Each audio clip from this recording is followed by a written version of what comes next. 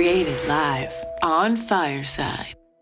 Welcome. I'm Rylee Binstock, and this is a Trauma Survivor Thrivers podcast. Thank you so much for joining me live on Fireside Chat, where you can be a part of the conversation as my virtual audience. Today's guest is author Rylee Tuggle. Rylee is the author of My Voice Matters and The Trusted Trio. Other book titles include Helping Paws, A Day in the Life of a Service Dog, and My Hidden Difference Makes Me Special. She received her Master's of Education in Curriculum and Instruction from the University of Arizona with a specialization in Applied Behavior Analysis. She is a licensed board-certified behavior analyst focusing on teaching skill acquisition of healthy and safe replacement behaviors and caregiver education.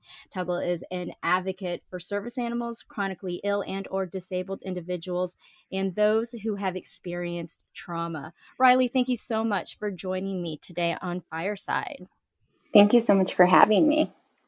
Well, I have had children's book authors on who have focused on mental health. And a lot of them are trauma survivors themselves and kind of use the knowledge of, their inner child to write these books. But I'm just wondering what steered you in the direction to help children who have experienced trauma? I know the founding director of Northern Michigan Alliance for Children, which is a child advocacy center in Michigan, in a very rural area of Michigan, and they weren't able to serve a lot of the children out there. So they were one of the first centers. They're actually, I believe, the only center in Michigan that received funding to get a mobile unit to go out to serve children where they were, instead of having the children come to them at their center, since children weren't able to get to their center. And so through that, I had written one of the books previously. She had seen the book, and that was the Helping Paws book. Mm-hmm. And so we worked together to get a government grant to help serve children, which was for the My Voice Matters, so that we could try and help explain that interview process for children that had experienced abuse and make it a little bit more children friendly and less scary, so that when children did come in, they kind of knew what was going on. I do have a history of abuse and trauma from when I was a child. And so it just kind of reached out. And as we went into the second book, which was more of a therapy-based trauma book, almost the way that we kind of explained it was aftercare book or therapy. We don't want to say that it's a replacement for therapy. It's not that at all. It's a support book for anybody or children that have gone through any sort of trauma. We really wanted to just make it accessible in a child-friendly way, but that provided coping skills. And it was a great way to honestly heal some of the stuff I had gone through, but also just to make it have so many different types of therapy pieces in it. So having an ABA background or applied behavior analysis background, we made sure that we had all of those components in it. So there are some things that really focus on changing some of those behaviors to make it have replacement behaviors and be very healthy that way. But then also having the clinical therapist from NMAC that is what I'll use just because it's so much shorter than Northern Michigan Alliance for Children, but having their therapist and making sure that we worked on the way that they have their coping skills and we applied all of that together. So it's just this whole all around encompassing book to make sure that we had all of that in there for everybody. I really love it. I love that the story and then the prompts, like you were saying, this is not a replacement for therapy, but in, let's say, schools that don't have like a big curriculum of, emotional regulation or anything like that, because I don't know if most schools do. My daughter, Mhm. she's in a private school, but they do focus on the whole child, and so like identifying your emotions and all of that has been really helpful for my daughter.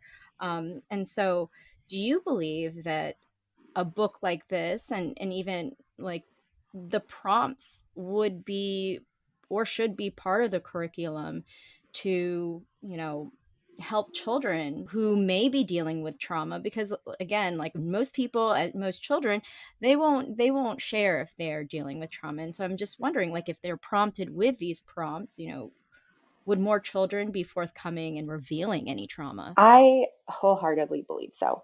One thing that is very misunderstood about ABA in general, and I know this is slightly off your question, and I promise I'll bring it back, is No worries. that ABA was created and designed and only targets autism. And that is not true. And there's also a misconception that, and there's a lot of history behind it and why this is that it causes trauma in general, just going through ABA. And there's a lot of history behind that as well. And so I understand that point because there is a history of that. Mhm. But the concepts behind that, or the kind of behavior modification of that, and they're not the same. Behavior modification doesn't have a science behind it.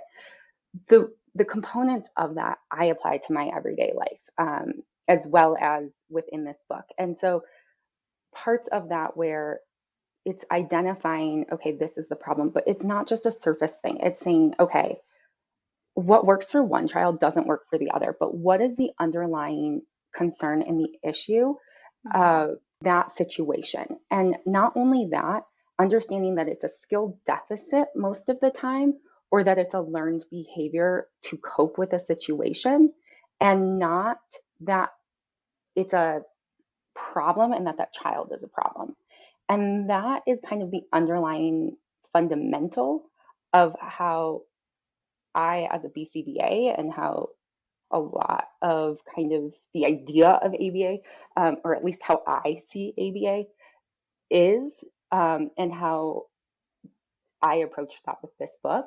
And so that's why I think that adding that into a curriculum is so important, because it's saying, hey, there's an issue here, but it's not a bad egg, I guess. Right. It's because there's something else going on. So, for example, I remember there was a client I worked with once, and there was another kid in the class, and everybody had marked this kid as being a, quote, bad kid. And I immediately saw that this kid was a kid in a giant family, and he just didn't get a lot of attention. He didn't get a lot of attention from his family. He was, I think, like the middle kid of, Mhm. when I say large, I'm saying somewhere around like 9 or 10 kids, like very Mhm. large family. Yeah. And so he was, you know, and it it's hard for me to say these words because like we don't use these words, but like act, Mhm. and just because it's not super descriptive of like what that means, but just talking out or just being out of his seat a lot, like, and again, not my client. I wouldn't be doing anything with this child, but like I could see these just in the classroom, and he was constantly being yelled at, but that was the only attention he was ever getting, was Mm. kind of Yeah. this. And so if you look past the fact that he was deemed a bad kid, it was because he was never getting any sort of attention. And so that in and of itself, when we're looking at that in a classroom setting, or when we're looking at that from a trauma perspective, a kid that's not talking in class, why? What's going Mm. on? Well, what's going on? There's a lot of times an underlying reason, and it's not as simple as what we tend to think of. And I say we as adults, and we tend to assume because we have experiences. And so something that we did, or we as a team, and so I'm taking the we away from adults and saying we as a team, for this book, is there were illustrations that came back and I vetoed them immediately. So we made sure that not only were the words very specific, but the illustrations were. We wanted the illustrations to teach parents as well as caregivers or teachers or whoever saw this book how to interact as well through the illustrations. Every interaction in the book is child-led and teaches the interaction as well as demonstrates what we're trying to explain that shows that connects with the text. So there's this one where it says, when I'm calmed down, like I will talk to, or I can ask for a hug, or I can talk to my adult. It's something along that. And the original illustration was the parent was leaning forward, reaching for a hug. And I was like, nope. Personally, the more I looked at it, I was getting like honestly angry. And I couldn't figure out why it was driving me insane. Like the more I would look at it, the more flustered and like I wanted to throw the picture across the room, which I couldn't because it was on my laptop. And I couldn't figure out why I was getting so irritated. And like the more I looked at it, the more irritated I got. And nobody else had like this drastic reaction to it. And I realized for me, it was a trauma response. When I am irritated, and whether we have anxiety attacks or panic attacks, I think everybody gets mad at some point. I cannot have physical touch. Everybody's different. You know, sometimes when people are irritated, they can do physical touch or they just want to be held. I personally don't. Right. I can't have physical touch in any way, shape, or form. So what was happening was I kind of put myself in that position and I wanted to push the parent away, almost like for the child. And that was why I was getting so irritated looking at this sketch. And so we fixed the whole picture. And I was like, okay. And instead the child is leaning towards the parent. So we flipped it. And we really wanted to just show that physical touch, everything like that, even for a child with trauma, is okay, but it needs to be on the child's terms. Right. Us as adults can't push stuff. But what we tend to do is overcompensate almost. We think, hey, the child is upset. And I see this as a therapist or as a BCBA all the time. Well, I see the child is screaming. Let me explain why this is wrong. Let me tell you why. Let me almost like yell at you right now. Or I'm mad, so I'm going to yell. Or I see you're mad. Let me talk to you. And the way that I've always explained this to parents is, if you got into a fight with somebody, whatever, your significant other, your best friend, your whoever, and you just needed to vent, you needed to scream, or maybe you get cut off in traffic, or something happens, whatever it is that you just get set off. Maybe your computer died on you and you know you don't have the money to get a new computer right now. And then somebody comes up to you and it tries to explain to you why you shouldn't be mad. How are you going to react in that moment? Yeah. You're going to escalate more. Right. It's like when people tell you to calm down when you're angry. Right. Why do we expect kids to know, like, to respond differently? Why do we expect kids to have a skill that we as adults don't have? Right. Yeah. And it goes back to when you were talking about like what happened, not necessarily what's wrong with you, but what happened to you.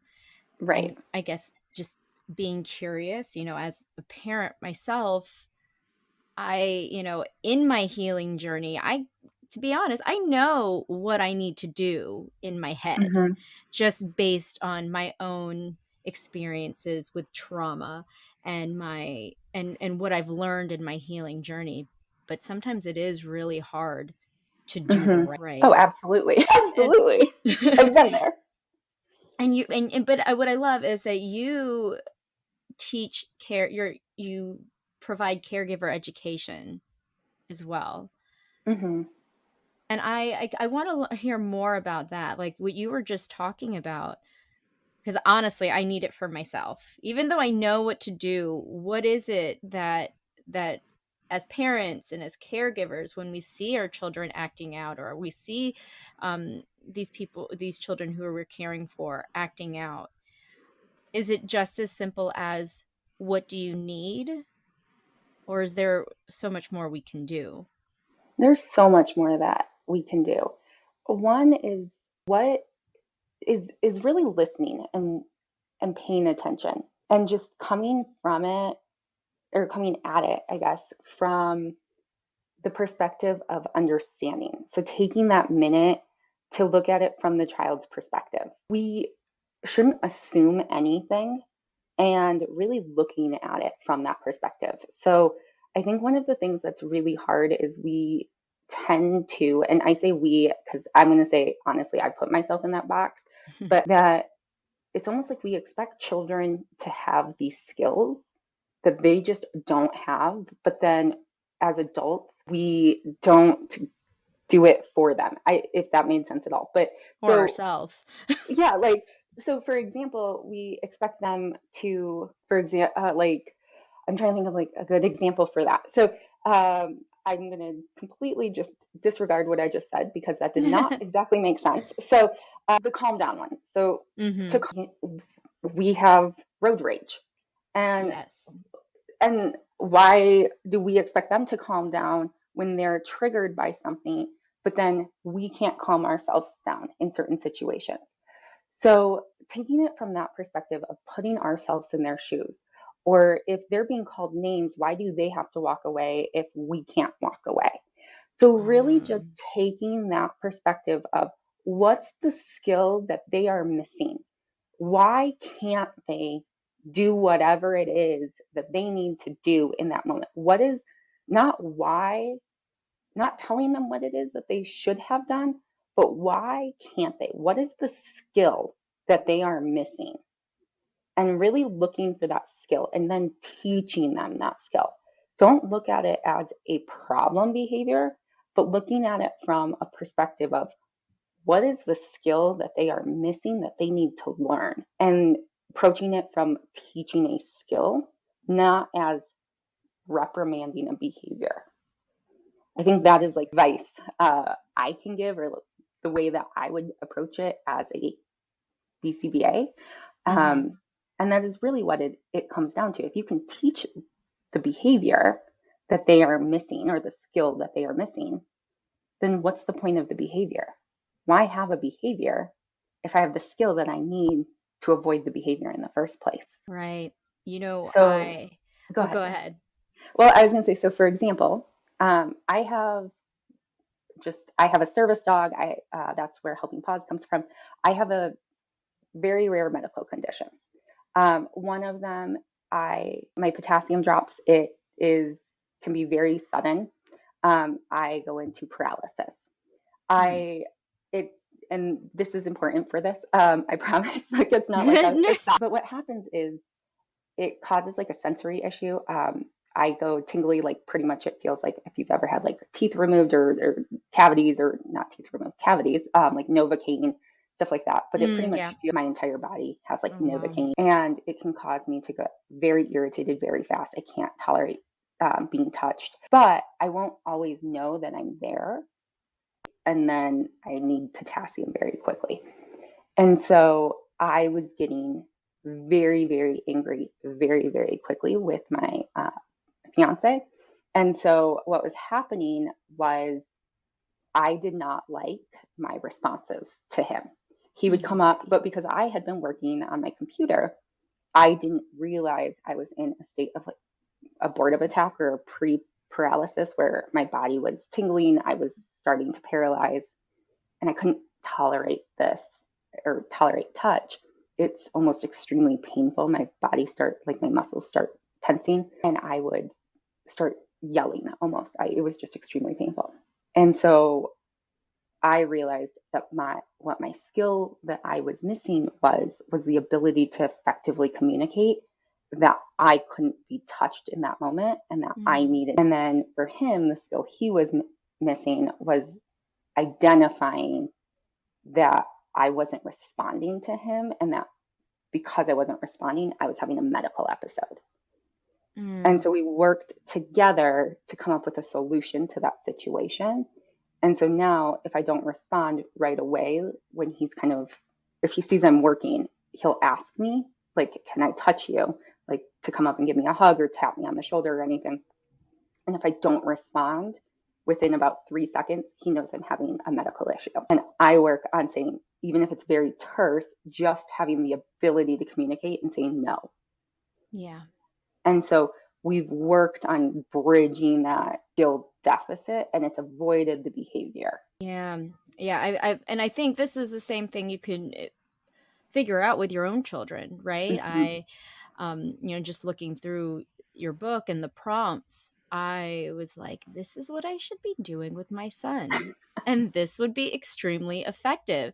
And in one of the pages, what was interesting, I actually had a guest on a couple weeks ago. She's the author of this book, Authentic Power, trying to feel your feelings, basically allowing yourself to feel your feelings, but having tools to let you get those feelings out instead of kind of breaking dishes, but ones that are set aside for you to be able to do that, just scream into a pillow, punch a pillow. And I noticed in your book that was one of the options to offer children, is just to scream into a pillow or punch a pillow. And automatically I was like, I need to get like a little punching bag for my children. Yeah. So once you feel like you've gotten all of it out. Absolutely. I will talk to you when you're calm. So it's not, again, it's about that replacement and setting those boundaries. It's not, I'm not talking to you. I'm just not talking to you while you're screaming at me. So I'll talk once you're calm. So give them that space. Give them that space to feel it. Give them that space to calm down. Just come back to me when you're calm. Cool. Hey, you started yelling. Once you're calm, we can continue this conversation. And if that means you just sit there, or you take 2 steps away, or you sit on the other side of the room, I mean, you're not abandoning them. You're not ignoring them. That's actually one of the big things in ABA, is ignore the behavior, not the person. So and obviously not if they're being unsafe, like if they're hurting themselves or others, we're not ignoring that, if that makes sense. But they're active, they're talking to you calmly, talk to them back. But if they're screaming at you, I don't know what you're saying to me. I'm not going to talk to you right now. Like the punching bags, things like that, they have that aggression. I'd rather you punch a punching bag than punch a wall. Right. I'd rather you punch a pillow or scream at the pillow than scream at me. I don't know how people feel about cursing, but if you want to curse because you stubbed your toe, that's fine, but don't swear at me. But again, if you need to swear, I'd rather you swear than punch a hole in the wall. But again, that comes down to everybody's boundaries and safety, and that doesn't mean give them more, like, okay, you can start doing that, but also knowing where some of those boundaries are. And sometimes I've seen where it goes to the extreme. Well, okay, you can't do any of these things. And it's like, kids do need that outlet though, whatever that might be. Running in the backyard, screaming into a pillow, doing something because they need some sort of something, whether it's, for me as a kid, it was reading, hiding in my room and reading, whatever that might be. And actually it would be great to take your book up there to read it whenever, because that's actually what my daughter does, is whenever we have an issue and she's angry, she's pretty good about regulating her emotions. And like I said, it's her school is very good with the taking care of the whole child, emotional, physical. And she does like to go upstairs and read whenever she's just like, I don't want to talk to you right now.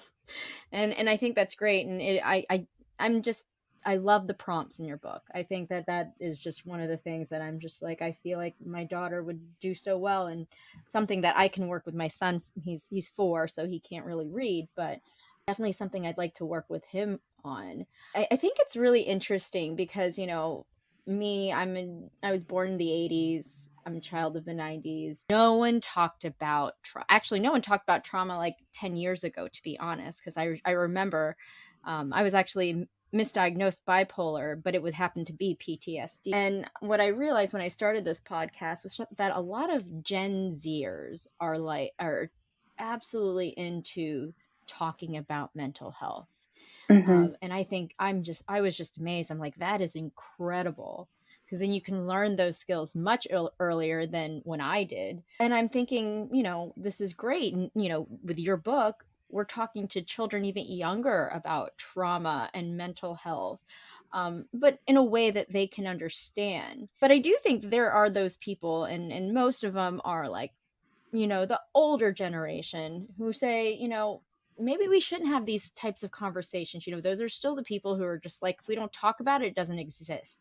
What do you say to those people? Just because you don't talk about it doesn't mean it doesn't exist. Exactly. I tend to be pretty blunt, but make it a little bit more playful, which can go well or not. And it actually, I do tend to be pretty blunt when I do talk to people. That's But good. again, just because we don't talk about it, it doesn't mean it's not there. And us working through it now, and whether we say it's a mental health issue or not, what we're doing is we're teaching skills.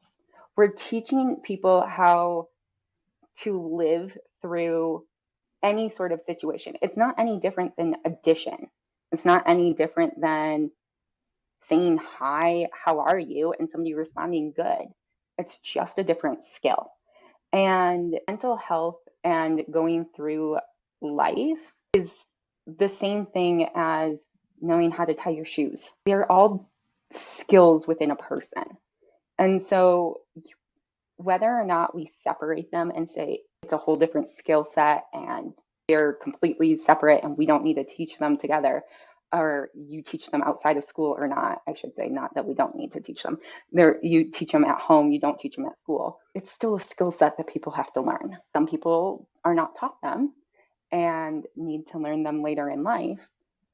And that's where issues happen, whether they are issues not with that person, but like that's where issues happen, where we have tragedies or we have situations where people maybe can't regulate themselves, or there's arguments in a household or with friends or whatever that might be. There's issues with depression or mental health in general. I will say that like as I started understanding kind of my coping skills or whatever that might look like, I mean, I did not know emotions. I did not have any emotional skills until I hit my 20s.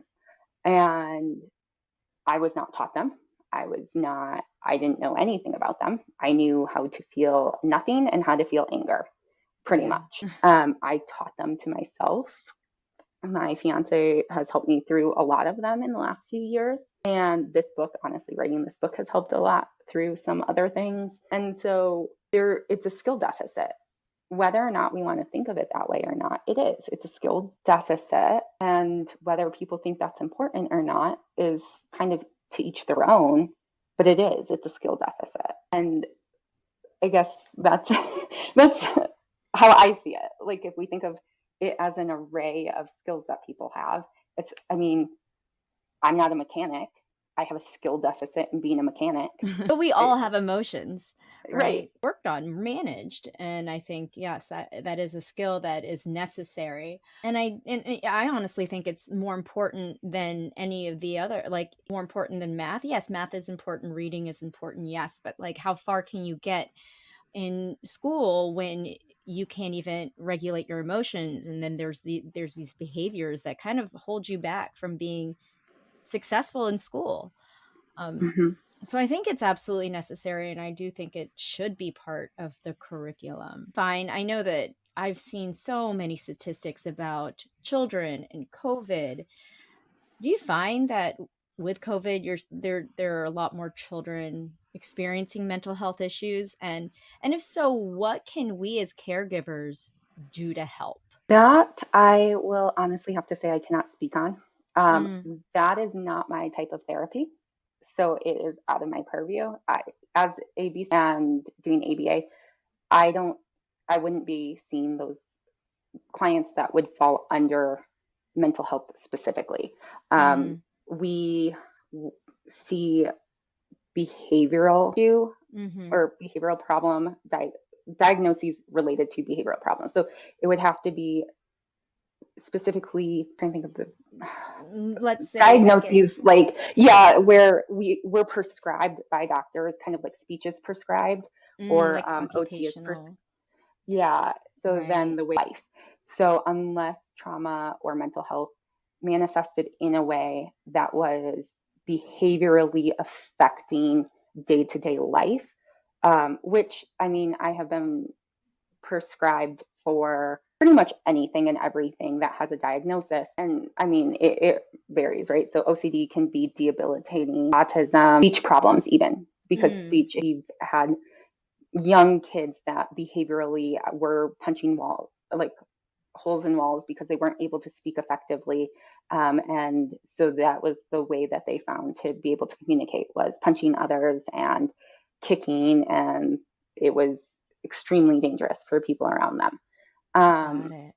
And so unless there's a behavioral connection, that's when I am prescribed. So the mental health prescription would go to clinical psychologists and licensed. Do you think behavior, I mean, I do see behavioral issues when people are isolating and but yeah, I absolutely understand that. I'm curious, if children don't have like the support system around them, how can they succeed in healing and behavioral therapy? Because I know for me, as an adult, a support system was key, but as a which is why I didn't get the help until 20 years later. But what do we do? What do children, what can they do if they don't have that support system or that trusted trio that you write about? A lot of it is teaching that skill deficit. So as a BCBA, if I were to come in and let's say there wasn't a support system, it's teaching them what is trust. So those were things that I very much put in this book, was defining it. So not just saying, hey, this, you need to make sure you trust people. What is trust? How do I know that this is a trusted person? And making sure and then making sure that it's in their own words and they're able to not just kind of robotically say it back to me, making sure they really know what it is and at a deeper level. And kids very young are able to do this. I think it's misunderstood how young kids can do this and what their understanding level is at different ages. So it doesn't have to be so in depth at an academic level, but just saying, okay, what does trust mean? And as long as they hit the key words, they keep the word safe is in it, the word no secrets, like those words are in their description back to you. I take it as they know the answer. I don't need them to verbatim give me the answer back. They're not robots, and I want to retain that information.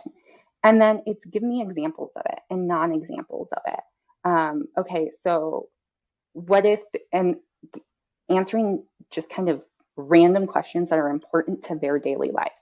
Well, what if this random person came up to you? How would you know if you could trust them or not? And maybe that's a trick question. So maybe that's too complicated for a 4-year-old. But that would be a really okay. So then maybe it's just a surface question of, is this a trusted person, or who's your trusted person? And maybe we're not talking about trusted people in this case. Maybe we want to talk about coping skills, right? So what would you do if you're mad? How do you know that you're mad? And so you can just ask very similar kind of all encompassing questions around that. So when you're mad, what are you going to do? And they list out those instructions for you. And so kind of this is at the back. This is that ABA strategy at the back. It's called a behavior skills training model. And it's just listing out the rules first. And at first, if you need to repeat them, and they repeat each one after you, and then over time, they should be able to tell you all of those instructions or rules or whatever they are that you guys come up with. And then giving you these in-depth question and answers back to you. And then doing, you guys model it. You give them examples. So you're like, well, if I came up to you and something was like, oh, or somebody came up to me and was like, well, I came to pick you up from school today, and I was like, okay, let me just go with you. Mm-hmm. Is like that the way that you're supposed to respond? And it's like, no. But then like that might be how you do it with a 4-year-old. With a 10-year-old, you're probably going to do something different. And you can have them come or tell them what to do. Or if you have a partner or a family friend, get them involved. Like have them ring the doorbell. Have them like actually like try stuff and then role play it. Like then you're actually going to have them act it out in a very safe environment. And if it's going to be something that's triggering for whatever reason, make sure they know like they have an out. Give them a safe word of some sort, like safe scenarios. Tell them, hey, if you really feel uncomfortable, tell me to stop. And make sure, hey, we're going to go, outside. I know that this might be rough for you. If there's a reason why, like you need to stop, you need to walk away, whatever, just tell me and we'll immediately stop. We'll immediately walk away. Mm-hmm. And it's just that it's practicing that. It's making sure. So, and you always make sure that this is while they're calm, while you guys feel like safe. So that way, when it actually happens for whatever reason, they know that they know exactly how to do it. So in the heat of that moment, like that, whether it's triggered by a smell, it's some random stranger, it's whatever that scenario might be, they know exactly how to respond because more or less it's muscle memory. Right. Exactly. And so that's in this book, but little kids can do that. And you can use the language for them. And it's just practicing it. And I've done it with 4-year-olds. I've done it with 17-year-olds. As long as you adapt it for their language level skills, it really does work. Absolutely. And I do think that your book and all the prompts do help. I think it is a great guide for parents and caregivers to do with their children. So yeah, that's wonderful. Is there anything that you would like to add before we go? I don't think so. I feel like I talked so much about like all these different things. No, that was great. I do appreciate it. I absolutely appreciate you coming on and sharing your knowledge and also creating this wonderful book, actually multiple books, but I think they'll be helpful for me and other parents out there. So thank you again. No, thank you so much for having me. I really do hope that this helps other people. We have it coming out in Spanish as well. So the Kindle book will be available in English and Spanish, and it'll be available on Kindle Unlimited as well. So we really just wanted it to be available to everybody as much as possible, but then we'll also have it available in print for both languages as well. And then we have our hardcover. It's not available in the paperback English, but in the hardcover English and then the paperback Spanish, because we're not doing a hardcover Spanish.